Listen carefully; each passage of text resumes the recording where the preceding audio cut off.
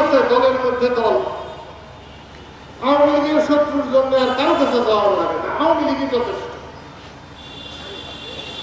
বিএনপির উপকার করার জন্য কারো লাগে না, বিএনপির উপকার করতে বিএনপি যথেষ্ট।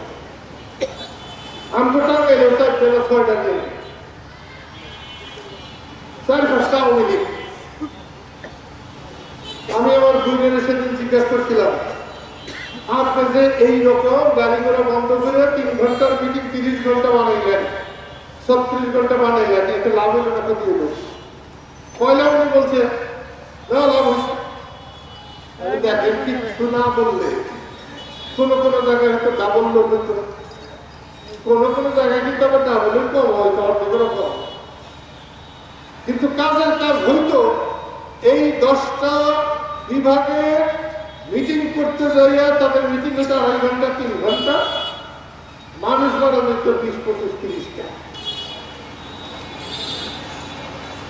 মারামারি খুনাখুনি ছাড়া বিএনপি বড় কাজ করতে পারে না।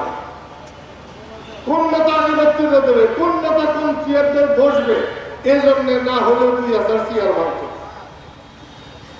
300-400 মানুষ আহত। পরে কিন্তু বিনে বলছে এই কথা তো আমাকে কেউ বললো না। আমি তো আমি ওই লাইনের লোক না,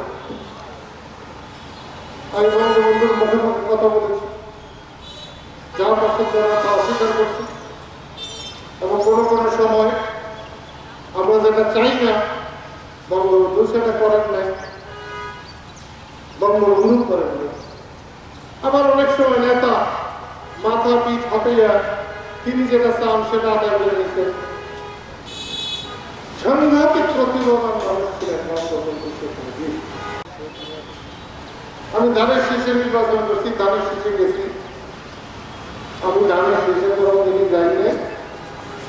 ডক্টর কামাল হোসেনের নেতা মনে করছিলাম বলে গেছিলাম। যদি ভুল হয়ে থাকে আমার ভুল হয়েছে, আমার জীবনের সেরা ভুল। কিন্তু আমি বিএনপিতে যাই না, বিএনপির আমি মনেও করি না, বিএনপির আমি শত্রু না। কিন্তু বঙ্গবন্ধুরে বাদ দিয়া বিএনপি যদি আসমান আইনাটাই আমাদের পাবো না, পাবো না, পাবো। বঙ্গবন্ধুর নেতৃত্বে যুদ্ধ করছি, দেশ স্বাধীন করছি, এই স্কুলের মাঠে বঙ্গবন্ধুর অস্ত্র দিচ্ছি।